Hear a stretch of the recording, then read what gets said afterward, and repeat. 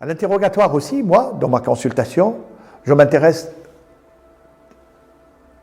aux menstruations, à savoir l'âge des premières menstruations, bien entendu, mais surtout la régularité du cycle. Est-ce que le cycle est régulier?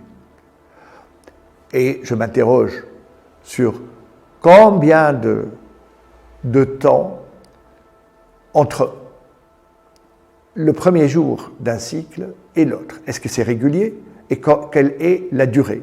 Parce que souvent les gens viennent vous dire, voilà docteur, moi j'essaye d'avoir un enfant depuis 6 mois. Bon, il faut dire que nous n'avons pas trop de rapports parce que pour des raisons X ou Y, hein, on ne va pas s'intéresser à ça, mais j'ai des rapports pourtant en période de fertilité, c'est-à-dire du 13e, 14e, 15e, 16e jour du cycle, et là je m'arrête. Et en fait, le cycle de la patiente est de 35 jours, et dans ces cas-là, elle a des rapports au mauvais moment. Il suffit de lui expliquer que ce n'est pas les gens qui ovulent au 14e, 12e, 13e, 14e, 15e, 16e jour, sont les gens qui ont un cycle qui est aux alentours de 28 jours. Alors que les gens qui ont un cycle de 35 jours, il faut enlever 14 jours pour être à la période de 21 jours. Et ces gens-là ovulent aux alentours de 19, 20, 21 et 22. Et donc, en fait, la patiente, s'est trempée juste dans sa période de fertilité.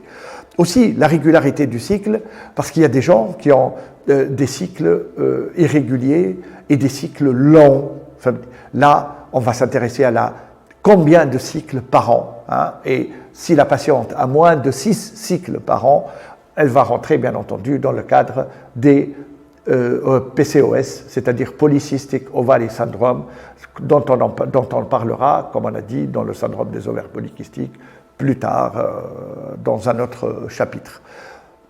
Donc, c'est un des éléments du PCOS, c'est le nombre de cycles par an. La deuxième chose, c'est la durée du cycle et sa modification. Bien entendu, la durée du cycle, en général, elle est de 28 jours. Certaines personnes, elle est de 26 jours. Mais ce qui doit nous alerter à la première consultation, c'est une durée qui a changé. À savoir, le cycle était de 28 jours, puis elle vous dit, vous savez, depuis 6 mois, 7 mois, mon cycle est devenu plus court. On fera attention chez ces patientes-là, parce que le cycle est devenu plus court. Bien entendu, on pensera toujours à chercher une insuffisance ovarienne précoce et à placer ces patientes-là dans les patientes qui peuvent avoir une réserve ovarienne basse et donc à les mettre comme dans les patientes âgées, à les prendre en charge plus rapidement parce qu'on aura peur qu'elles perdent leur capital folliculaire. La durée des menstruations, sous ça, c'est à prendre en charge, en compte, hein, parce que la durée de menstruation, elle est en général de 5 jours.